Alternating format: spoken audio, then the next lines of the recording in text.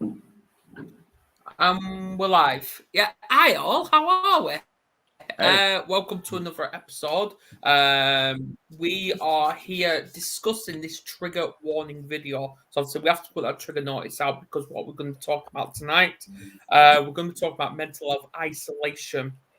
So I know Ashley went live yesterday on the Mental Health Warriors on Facebook, just giving a little bit of a teaser. Thanks, Ashley, for what's going on down. But I thought, you know what, we'd start by actually diving much deeper into this topic. So what I'm going to do is I'm going to hit the promotion video and we'll just dive into it. How's that, guys? Cool. Sounds good. Sounds good. Let's go around. Please share this all.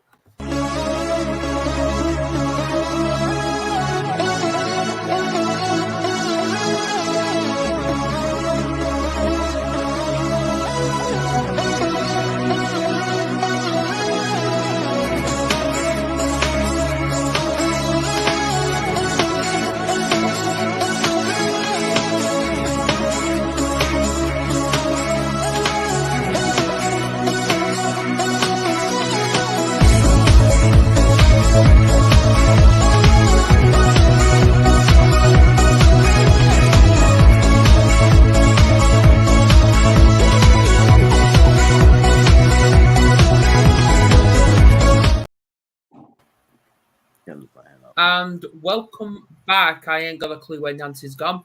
But how are we all? Are you okay? Oh yeah. All good. Good. Good. Yeah. How are you, Nancy? Glad to see you back. It was just a black screen. Multitasking. Absolutely. So I thought, because obviously you three are very much common here, I thought we'd get to know James a little bit. I don't know why I just almost called you Jason, so my apologies. I don't know why. Give us a little bit of an insight in who you are and what you actually do to help people. Okay. Well, my name is James Hollis from Orlando, Florida, USA. And I teach mixed martial arts. And that's something I've been doing all my life. And so I've encountered a lot of things that martial arts was a savior for me to help me overcome the things of the calamities, what most people held me back on. And so that was my escape. So I could actually believe in myself. And so I come to learn that martial arts was something that most fighters are all fighting something. And yeah, I mean, if you just look at from Mike Tyson, he was bullied a lot. I mean, all of them that are famous and great, they all went through something and they fought through it. And this is their way of their coping. So through my martial arts experience, I've been doing it for all my life for over 35 years or more.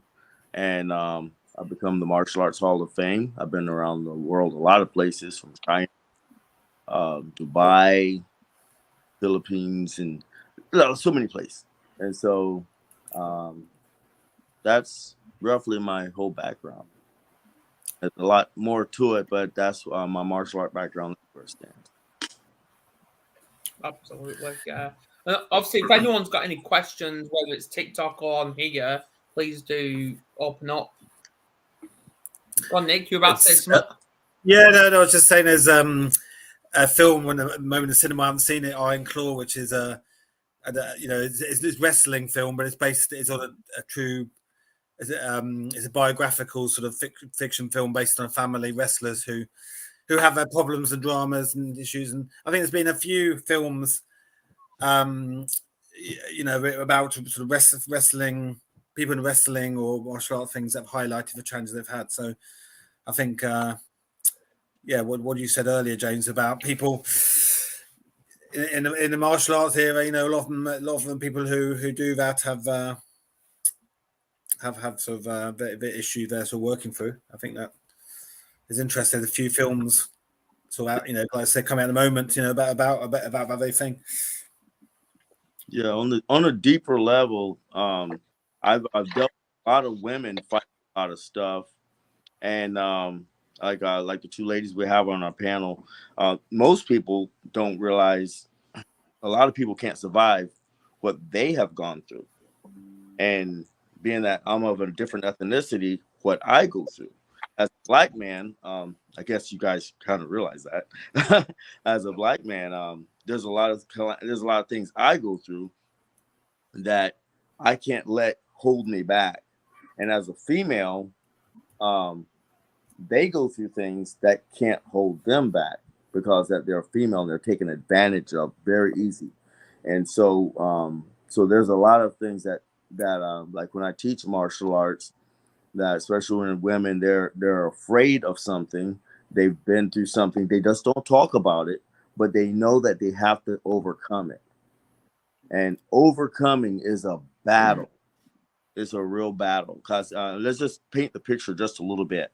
As being that I'm a black male, um, I'm already stigmatized to a certain uh, category that they're just going to hold me there, and I have to overcome that. I can't let that I can't let that hold me back based on that. I can't say, oh, because I'm black. I can't say that. I have to continue to move forward. And the same thing like with women, I would just like to open the floor for the women to express some of the things that they're going through that they have to battle that they don't talk about. You immediately brought something to my mind as soon as you said the words blackmail.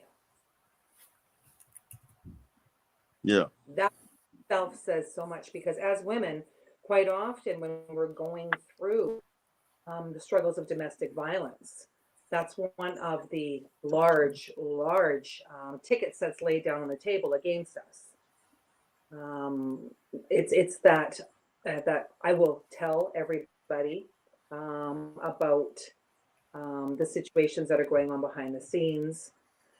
People will know how how much of a terrible wife you are, a terrible mother, and then the abuse, which is the one incident, escalates into a battery without an awareness that you're a battered woman. We don't quite often talk about the abuse. Abuse is such a widespread epidemic, and then all of a sudden someone says, if you've been abused more than once, you're battered. And then you're in a whole different realm Yeah. of, oh my God, why did I stay? What is it that's going on? It's like getting back to the ring over and over and over again, like you with your martial arts. And it becomes, there's so many coping mechanisms that are involved. The isolation is absolutely devastating, whether that is the physical isolation, the social isolation, or the spiritual isolation. Spiritual isolation is massive because when you are being beaten, um, it's not as though you're being empowered to read anything that is of a self-help nature or a faith-based nature. That Did you becomes did you know that you was when you said that you were, are you talking about yourself, you was abused? oh, Yes. Okay, yeah. so did you think it was just you, or did you not realize that you was being abused, or did you not know that you was abused, or did you just blame yourself? Oh, I absolutely blamed myself. I listened to my offender. I listened to that person that told me repeatedly that if I was such a female dog, I don't know how many words we can use, Adam, Yeah. bitch. If I wasn't such a bitch, that he wouldn't have to, go out and drink, go out and use drugs, and then I didn't open up my big mouth, and all those things. And because I took my wedding vows so seriously, I continually tried to be that which I vowed to because I'm, like I said, faith based. So my vow wasn't just to my husband, my vow was to my creator. So it was that constant juggle. And then the wheels fell off. Finances changed, children were born, and it felt like more and more of a trap. What about you, Miss Wisconsin? Would you? Well, for me, I think it's more of like the gaslighting, and not even from my husband, but just people around me. And I begin to recognize that where they'll make passive aggressive comments, or it's like, wait, what? And then I start to question my own, like, my own mental state, if you will, because of something they said. And I can definitely tell that I allow those things, even though it's like, okay, their opinion means squat. I don't understand why I'm allowing that to affect me. But at the end of the day, it does. And I notice that that keeps me playing small, whether it's in my life or my business, because it's like, okay, I can't go beyond what I was created to do because I'm going to look even crazier, or I'm going to seem even louder, or like moving beyond their opinion.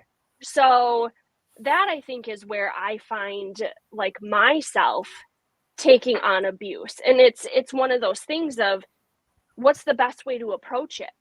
Because then my children are involved as to, you know, whether it's a grandparent relationship or, you know, family or whatever. It's like, how do I not look like the bad person to them?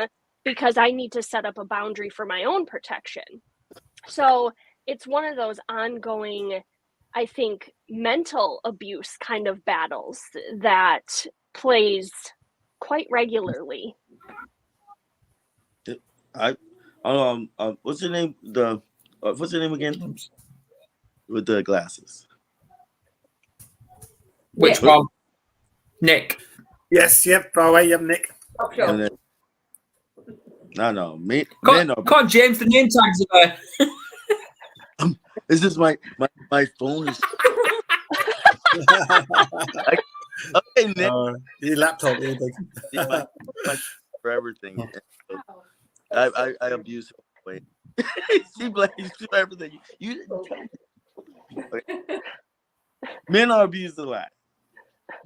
Do you have any of those things? We're quiet. I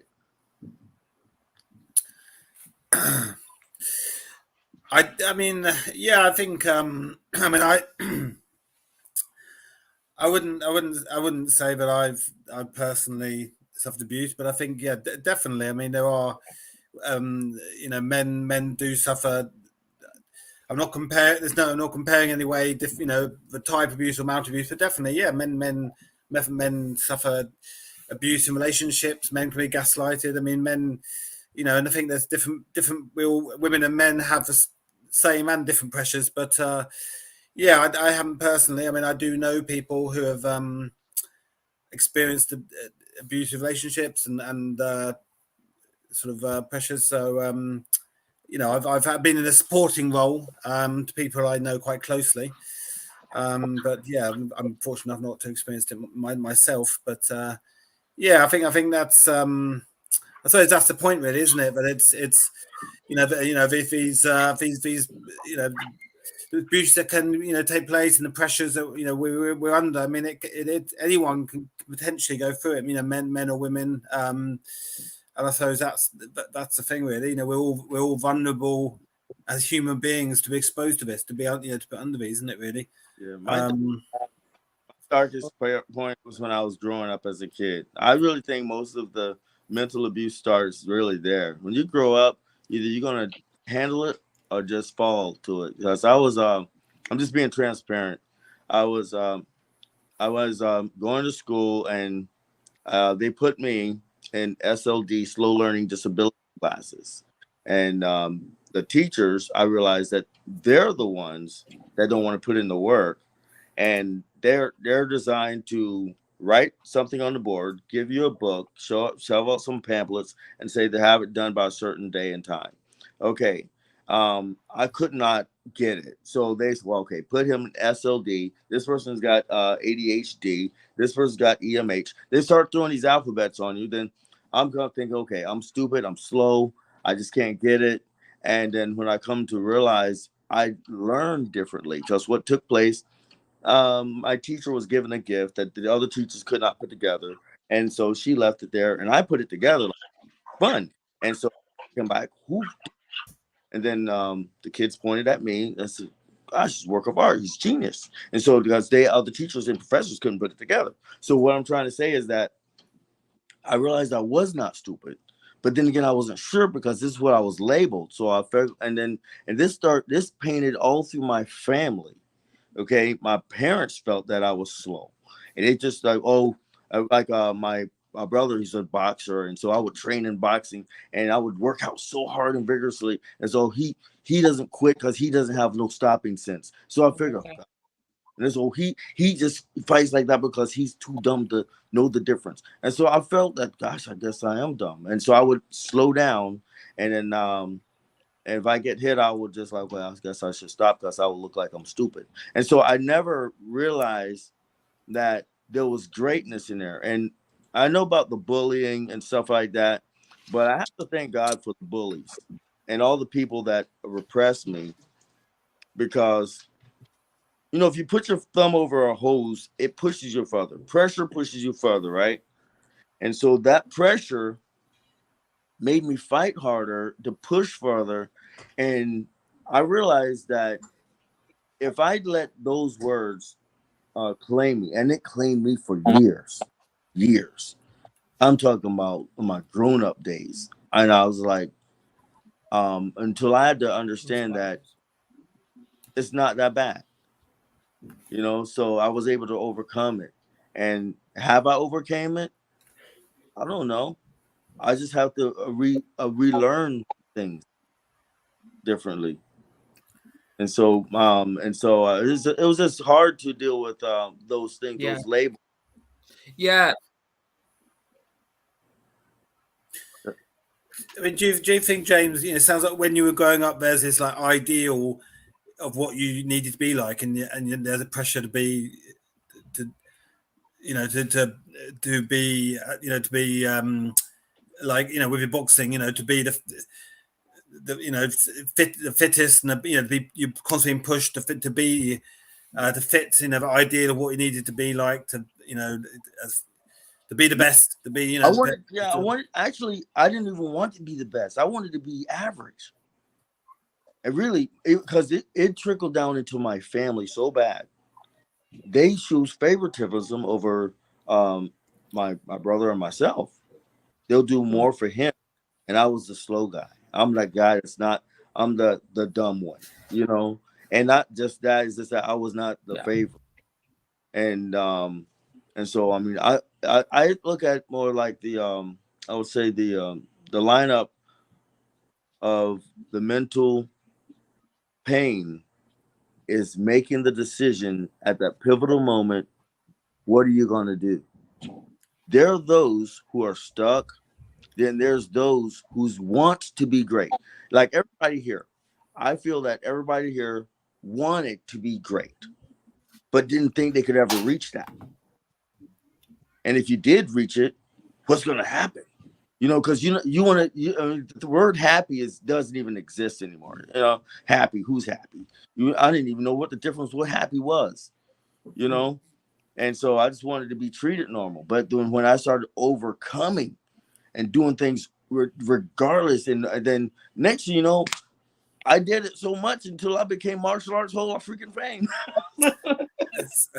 Did you ever? It's interesting. Did you ever struggle with imposter syndrome? Because good question, Lindsay. Did you ever struggle with imposter syndrome? Like even when you reach that next summit and you're like, okay, I got this,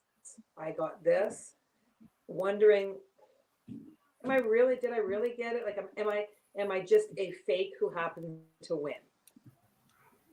I thought oh gosh.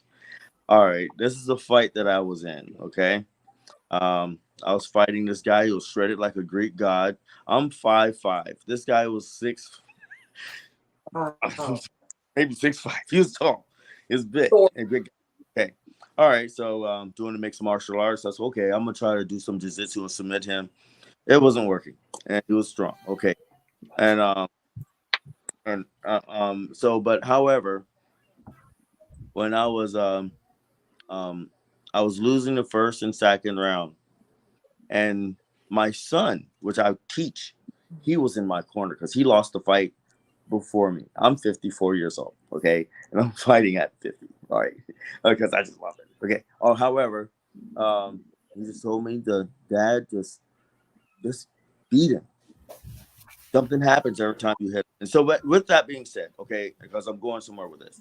And so when I started doing that, and I saw him folding, and I kept going, and I was fighting and beating him, and then I won by knockout. And so many people were screaming and yelling and stuff like that. It was a moment where I realized that, okay, the people really loved it. I got lost between me and the people. I had to live for the people, and I was not living for myself. And the Holy Grail really is a real thing until he said, is this really real? Because you lose focus on yourself and you want to please the people. And then I started becoming chasers of that and not realizing I was myself. So, James, like you mentioned, you got a son, because so often we repeat the pressures we've been under, or the behaviours that we've had to, we repeat it to our own children. It's that cycle. Are you sort of quite? Are you quite sort of, are you quite when with your son? You right? Do you think I'm not going to now? I'm aware of the pressures I was under when I was young. I'm not going to do that with my son. You mean? Are you quite conscious in a way? But like you said, your son does. Do you say your son does fighting as well? Yeah. Are you quite conscious? Or I don't want my son to go on the same pressures I felt. Is that something you're aware of when with your son, that you don't want to repeat those? Yeah, I know exactly what you're saying. Even with me raising my children, everybody, they thought, oh, you're trying to put your dreams on them. I said, look, him hard. I really did, and he's really an amazing fighter. Okay, and so, but yeah, we was doing these other studies, and they thought that, oh, you're putting your dream on them, and the thing is, when you start listening to the they, you don't know where you are because you put your focus on whatever they say, and you try to line up with them. And so I really got frustrated with trying to please everybody because you couldn't do it. Because once you start pleasing that person, it's almost just like the same story. Like, okay, you sit on the mule, and then somebody said, that poor mule. How could y'all just sit on the mule? So, okay, so you carry the mule. You're so stupid. Why are you carrying the mule? It's just like there's nothing you could do that's right. Yeah. so for with that, I just okay, I'm just focused, and I just worked with my son and my daughter, and so but they're very phenomenal people. My daughter's serving in the United States Navy and special ops, and my son he wants to be a fighter, and I don't discourage him for that. But the main thing is that me lining up a parent, you lose your wife. Then you go on marriage number 2, and that didn't work out. Okay, so the isolation started taking place where things got real dark, and that was the safe place. What do you do in the dark? What are you going to do to yourself? Are you going to fall, or are you going to continue to stand up? And I don't know if you guys ever have somewhere in your mind that you didn't even know whether you were standing up or you were upside down or sideways. You're in a dark place, and you don't even feel the foundation under your feet. You don't know where up is. If you're going down, are you going up? Or if you're going up, are you going down? And that place right there, it's so scary. And you need somebody. You need somebody to give you some words of encouragement. The thing is, I've been in big churches and stuff like that, and people don't sit down and talk to you. They don't come to you. I mean, you by yourself. You're alone in a crowded room. Have you ever felt that? That's I like the way you express that, James. That sometimes things aren't right, or you need to change things, but you don't know what to think, what how to do, what to do, things aren't right, but you don't know what right is. It's like there's so many options of things you can try or do, but what's the right way? Like you say, you can feel like you go around in circles, and I think that's definitely something. Yeah, when I was in my dark moments, I was in that situation. I was like, I know things aren't right, things aren't working out, but what am I supposed to? What direction? What do I do? What do I try?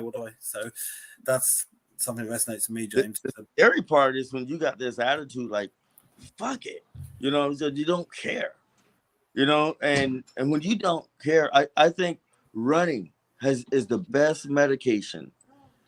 It's the only exercise that you could actually do where your mind and brain talks to you. Yes.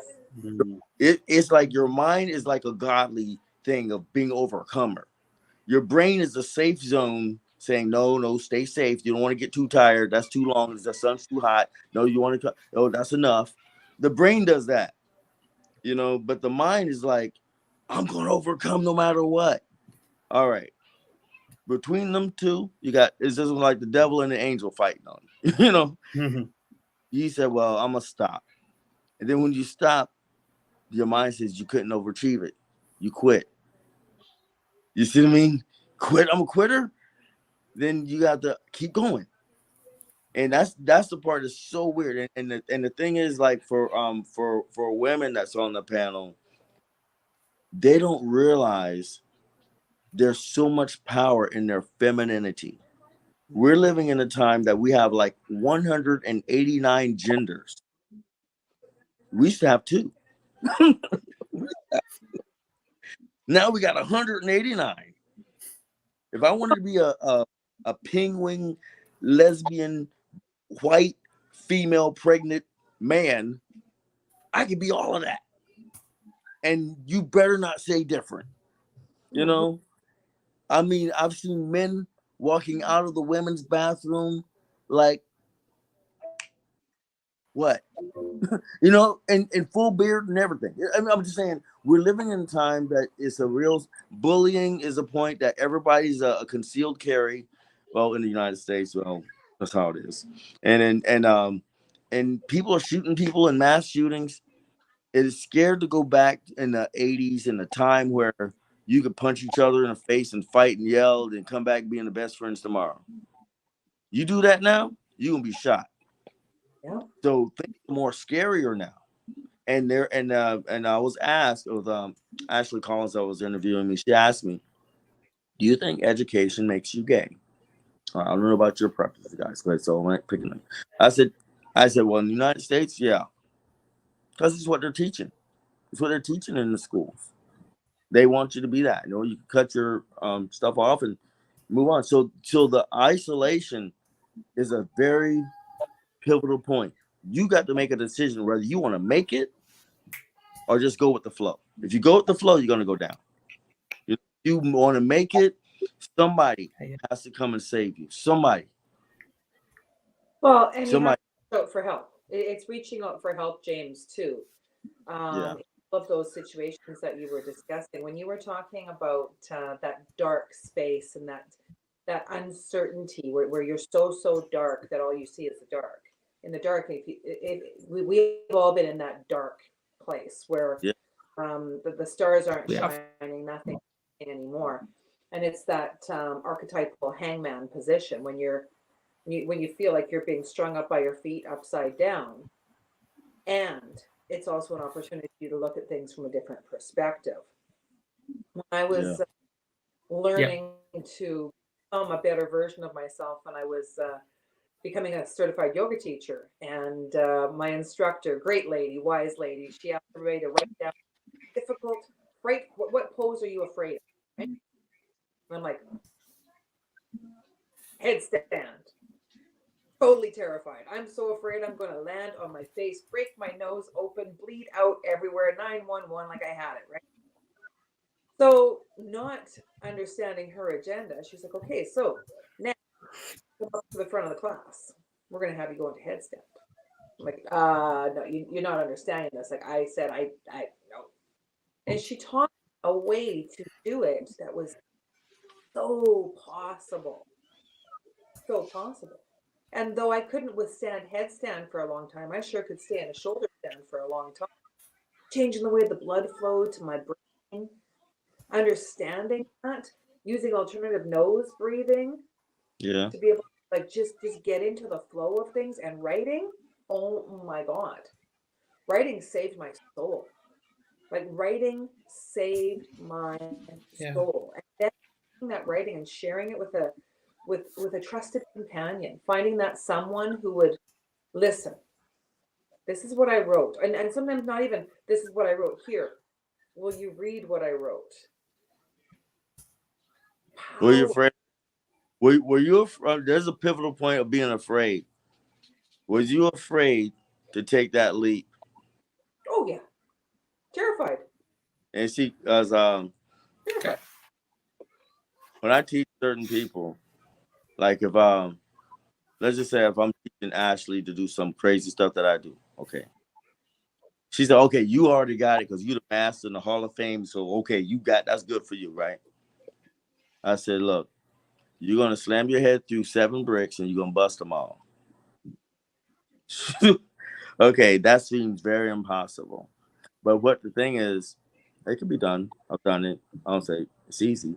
But the thing is, there's a certain part where in order to live, you have to live like you're going to die. If you're not going to, if it's not worth dying, it's not worth living. Does that make sense? If you stay Yeah, safe, absolutely. if you stay safe, you are losing, especially if you got mental issues that you're battling. And this has happened almost from your childhood up, and most of your childhood ages. Somebody's like, if like I would challenge everybody here. I encourage you. If you see someone that you could identify, you've been there before. They're sitting alone. Go over there and just talk to them. Give them encouragement. You have no idea how many, mostly men, we commit more suicide because nobody listens to us. We don't talk much. We don't ask for much. Our divorce rate is mostly So really high. yeah, so my question then, obviously, I know I've been quiet for the last half an hour. I know I have, but I'm finally talking because I've had really bad technical issues today. I don't know why. Don't ask me. And this is to everyone.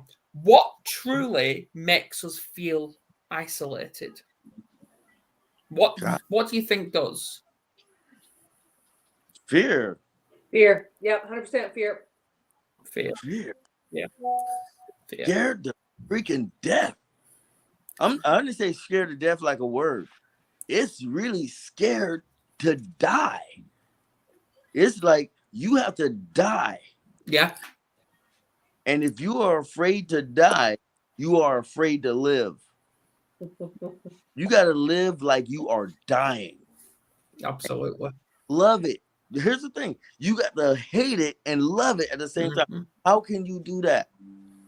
You got to almost reprogram your mind to do something that you hate, but do it just crazy about it. And nobody can tell you nothing. They can't say, you got to be a fanatic about something that you can't stand, that you don't understand. And they are making mockery of you because you look stupid. And you are screwing it up, but you are screwing it up perfectly because you're going to have to fuck it up to get it up.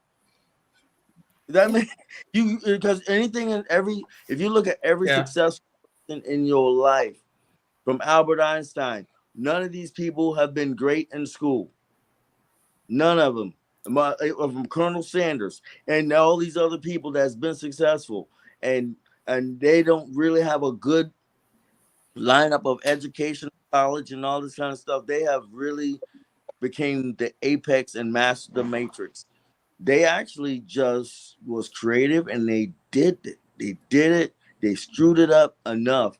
I I was a bodyguard for Michael Jordan's son, and like for a one of his parties and stuff. So it was crazy. But however, he wasn't doing nothing stupid. No one said nothing bad like that. But it was like Michael Jordan. He talks a lot about the shots that he missed. The losses was a lesson, and those are the things that made him, not the shots that he made. And as far as like even like myself, nobody knows how much pain I had to go through. You know, like right now, you don't see it, but intrinsically, And you know what? Yeah. It's like Richard. I think Richard Branson in his book Yeah, said everyone exactly. sees successes he's had, and yet they don't realize he's a millionaire and everyone thinks everything he does is successful, but actually he says he's had 20 businesses fail spectacularly, and he's lost as much money as he's made. He's lost hundreds of millions. Yeah. So people only see. I think in life we only tend to see the successes of people, we don't often see the failures they've had because we don't want to show our failures, do we? We don't want to. We only want to. Well, I question that, Nick. Is it a failure? No, it's not. I know, but I mean that's the thing. What is? But I think a lot of people, we do. It's a perception, isn't it? Yeah. We see it as a failure. That's the problem, isn't it? Yeah. Greatest lessons are my greatest failures. I mean, I look at my. No, I agree. That's how it should be. Right, marriage number 1, failure.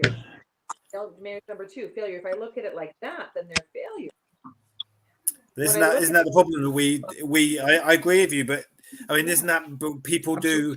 We do black and white things. I think in that sense of failure or success, success. When, like you say, we should learn from it. Yeah, we're graded.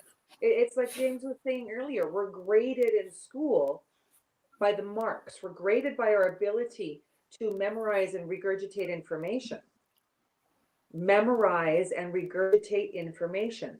Those that are programmable succeed in that structure. Yeah, well, I want to pick up on that. And I'm going to turn to Ashley first because I know she's been very patient, probably because she's thinking, "What the hell is going on with my 7 kids?" I don't know, but but this is what I mean, and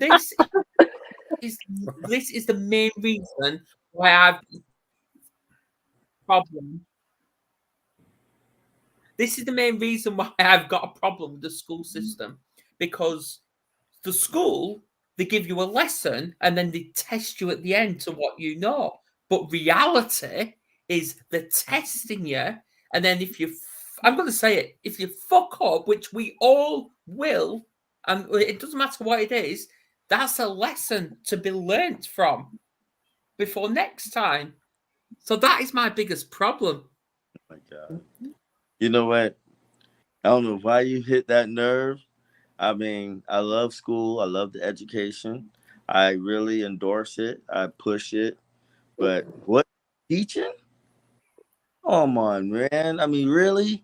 I mean, from the Boston Tea Party, they talked about Columbus that's supposed to have discovered America, and he was lost in a ship and ran into a land saturated with Indians. And then how can you discover something that was already there? But what I'm just, well, it's American history, guys. I'm sorry. But what I'm trying to say is this, and I like the way you put it. They give you to study this. There's like a program.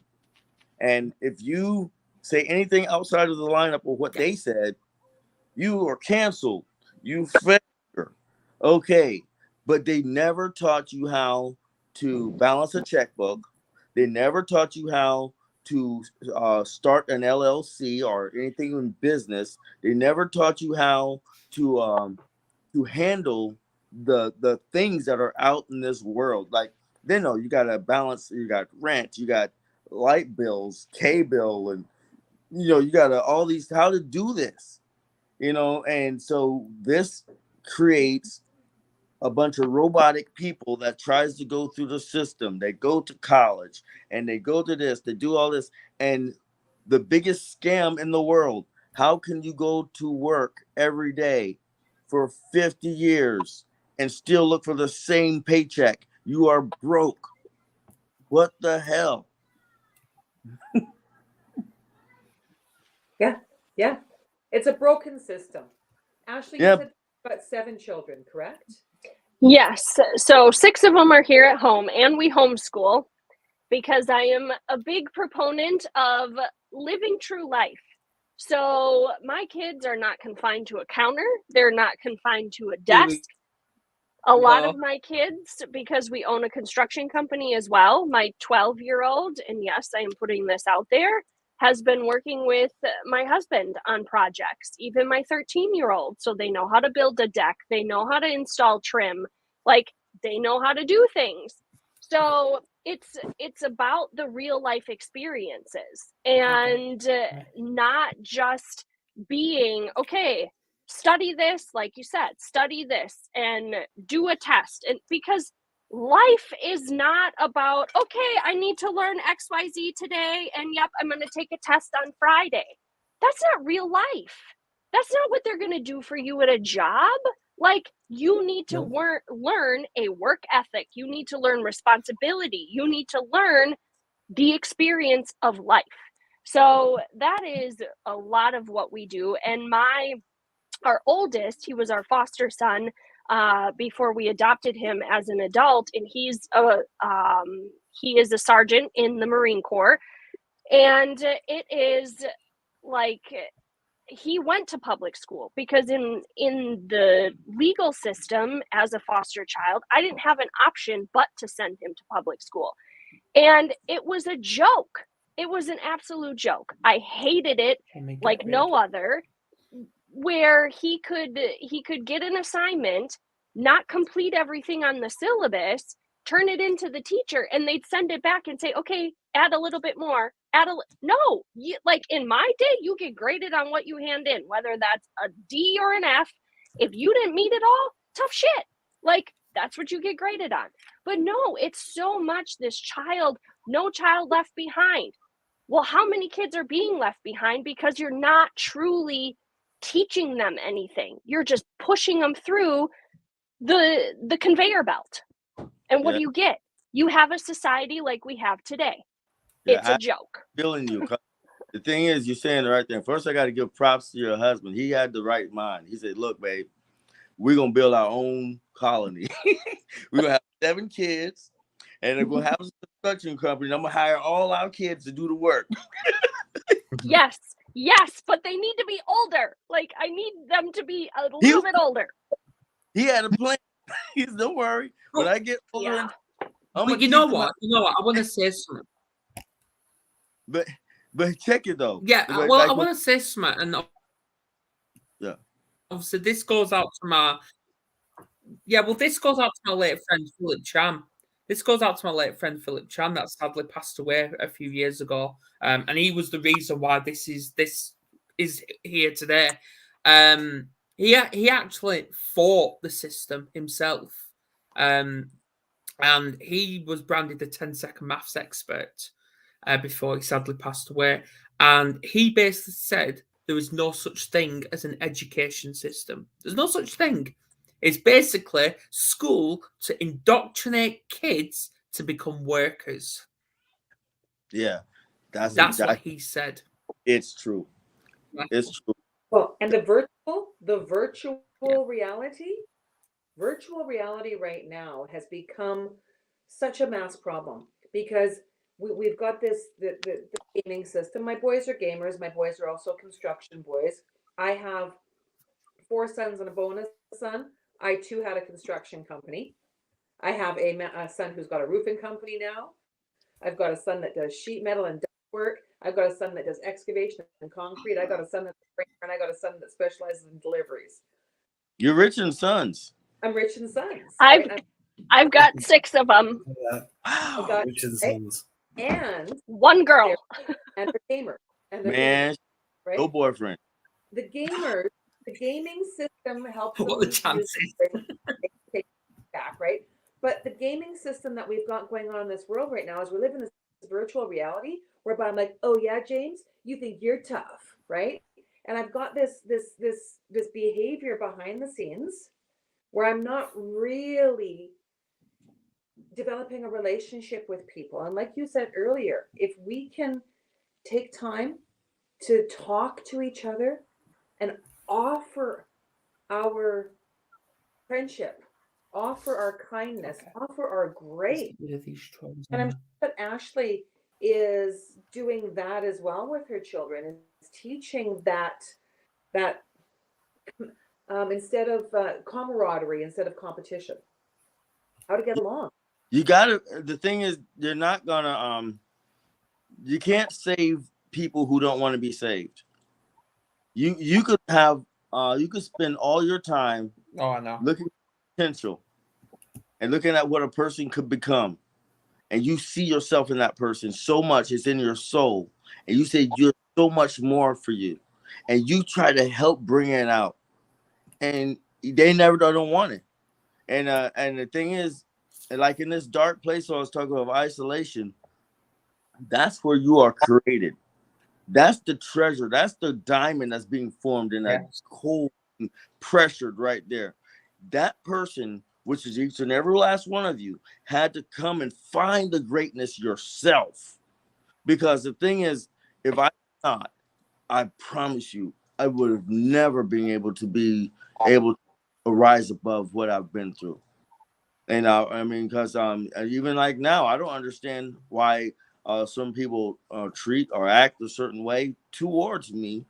But however, you have to build that core strength, because the thing is, your strength is made when you are being broken. If you have never lost, if you have never been broken or never been flat down or burnt to crisp, you won't be able to be as strong as you are today. Impossible. Diamonds are created from heat. Diamonds are created from heat. Yeah. I think it comes down to, it's not even so much like fear either. I think it's pride. Like, there's so much pride in people that they don't want to be vulnerable. Like, learning how to be vulnerable in your darkest moments is where you find your people. And if you hide it and you isolate when you're in those dark moments, then yeah, you are very much alone. You don't know who you can turn to for support. And I mean, I think like James, how you were talking as far as like men's suicide rates, I think they're afraid to be vulnerable. They don't know who they can trust. Like, and that's a hard part, especially like even my husband. Like, he can make friends with people or like acquaintances with people, but he has a hard time trusting people because of, you know, past traumas and whatever. Like, it becomes hard for him to open up to people. So then you feel that own isolation when you're like, who can I trust? You know, and it continues to spiral. And I mean, we've even had moments like that in our marriage where, you know, he said to me, this was years ago, and it almost like completely shattered our marriage. But like, and we're gonna get on that topic of the sex that we talked about last week, Adam, very briefly, but just to keep it clean. But pornography in men, like even those moments of isolation and where that takes men to a dark situation. But some men carry those images in their mental like capacity even after they've gotten rid of pornography, because the devil attacks where you don't bring light. So he made a comment to me, and this was after I think I had baby number 3. He had said, you know, when we're intimate, I'm thinking of other women. Talk about a like stab to like my worthiness and putting me in a position of, I'm not good enough. I can't measure up to what he expects, and I never will. And being in that dark position and in that dark, isolated spot we had a pastor friend tell him, that's something you bring to your buddies. That's not something that you bring to your wife. But when men can't connect with other men on a deep level connection, what do they have? Who else can they turn to? Because they don't know who they can trust, who can help them carry that burden, or who can help walk that journey with them. So even, and I know last night when I went live, I talked about my illness, and then the expectation role being flipped around of the expectations I had of my husband. But there have been a lot of dark moments in our marriage where it's, okay, who are you thinking about? And then those games continue to play in my head. And to get over something like that, it's awful. Actually, one thing is men and women are created totally different. Men are wired a certain way. Okay, let's just say let's just paint the picture like this. You get 12 women on one island and one man. There's going to be 12 babies. You get one woman, 12 men, you're going to have one baby after 9 months. But the thing is like this. Men, they sex does not build their mindset to leave you. Okay? That to them is a certain zone, but that doesn't make, they're not like some people say, all men want is just sex. No. See, you are a peace mechanism that bridged the point that he's not gonna mistreat you or leave you. Now, if he said something out of pocket, okay, maybe he should have more scientifically put the words different. But the thing is, never said, let you know that. That's what the guys are sort of. But the thing is, men are very basic. 1, 2. They're not trying to. The divorce rate mostly are from the women because they're more emotional. Men are more logical. But the thing is, they're not going to try to leave you. Now, like if the women on a different level, they're not like men. They're intrinsic when they're more of an intrinsic type person. The men, it's almost like sports. But the thing is, they're not going to leave you. So the fact is, a woman, it's a big spectrum. Wait a minute, why did you say that? Now, honestly, I don't know why he said that, but he wanted to share that with you. But most men are wired totally different. Now, isolation part, that dark area where the mental issues start to take place. That's just the scary part. Like when you're talking about your marriage being put on the line, and maybe to you, but I don't think that he had plans to want to ever leave you. He wasn't going. No, and obviously we are still married, and we had 3 more kids after that, and now our marriage is great. But I mean, just in that time, and I mean, it took us maturing with each other even more so, and rebuilding that trust. But yes, men are very waffle thinkers, and women are spaghetti thinkers. Like, we're all over the damn place, and you never know which one you get today. I'm just honest. Men are bad cheaters. We can't even cheat right. Women are cheaters than us. we're like we look at something that looks good. It's just that simple, just like that. You get guys, construction workers, and they see a girl walk by. Hey, we're that stupid, But women, if they like a guy, they don't even look at him. They don't even.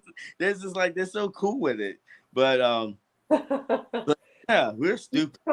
You were talking at the beginning of the podcast about embracing the feminine and embracing that emotional component inside of all of us. Men embracing the inner warrior, the goddess warrior. And when I say goddess warrior, I clearly am meaning the feminine energy that is the same energy that is the earth energy. I'm talking about the earth energy. I'm talking about the energy that grows a tree. I'm talking about the energy that grows a human being. I'm talking about the sperm in a man and the egg in a woman, and the deeper soul level of that, whereby we speak of those things. It's interesting when you watch the male behavior, like the patriotism, like we were talking before the show started. We were talking about the Green Bay Packers. I'm a Steelers Yes. fan, right? So we've got that, and I mean I'm a Steelers fan because my guy's a Steelers fan, and we enjoy that together. Doing it. And there's hope. There's hope. But people will get so passionate about football games. They'll get passionate about mixed martial arts. They'll get passionate about all those things, right? Rah! You know, here in Canada, they're honking horns, right? Justin Trudeau, you can go jump across the river of hope to find the other side, and all of those things. Those are outward expressions. It's the inner connection with self, the inner connection with the growth inside of you. That's where humanity has the opportunity to go. And that is I want to bring that out because the thing is what you're saying, like the word energy. Feminism, and no, does that say right? And masculinity, femininity and masculinity. Yes. Those are energies. Those are not genders. Correct. Okay. Because a lot of people would, like a man want to be feminine and he becomes a girl and he wants to be on the swimming team and beat women. Okay. But however, what I'm trying to say is these are energies. Now, it is true. Men has built the infrastructure of this world. Even this podcast, the cell phones and the chairs that you sit in and the building that's built around you, most chances men had something to do with it. But the thing is, femininity is a very superpower. It doesn't look like a lot, but it's everything. Because most of us are building this to make the women comfortable. Women has gotten so comfortable with the infrastructure that we have designed, men, until they figured that they're going to be a man too. And act like men and become like men. And then that women are the worst men in the world. But they're the best women. The femininity is a very powerful source because it really like a helpmate. It builds a man. It makes a man. He becomes, all a man needs is a little piece. All a woman has to do is just stand up and bat her eye, and it's done. It really is. She doesn't have to go out there and build a house, catch a gator, put it over her back, and cut him up and put him in the smokehouse. The woman got to do that. All the woman got to say, "Baby, would you please?" Yes, dear. It's done. But there's a power in that, and all the man wants is some respect and peace. He don't really ask for much. And women, besides the gator, smoked gator sounds really interesting. I'm kind of like that sounds good. We also would like to have more conversations. We also like we're talking about the spaghetti. Yeah. Spaghetti. You don't get that. Nope. You don't get This is a new trend, isn't it? It's a new trend. It's like foodie. It's a verbal foreplay. Okay, verbal foreplay, like actual spoken word foreplay. I'll be clear here. Remember, you're talking to a black man here. Grow as human beings, right? We can grow as And keep human it beings. PG. The 5 love languages, right? PG.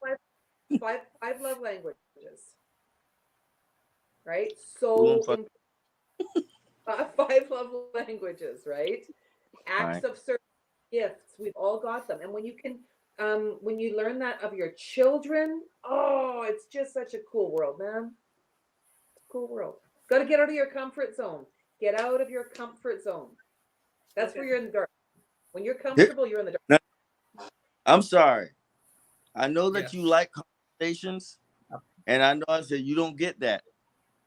Let me tell you, the reason is men have to be strong. And I know that we have to have vulnerability, but if sometimes we're that way because the peace that you bring, it puts us together. And sometimes when men starts to express, they will express it the wrong way, and you'll hear some weird stuff, and then cause actually wonder what the heck you think about her for.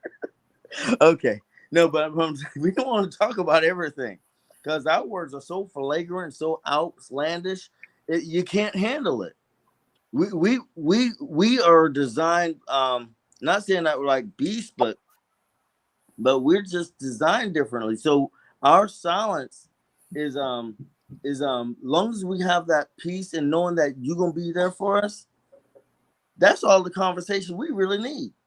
We don't ask for a lot. Now, if you ask a woman what she needs, boy, that's a whole different couple weeks. She's gonna be talking and talking. She needs this, she needs that, and she Anyway, we've hit the hour mark. Well, we've hit the hour mark, so let's wrap up.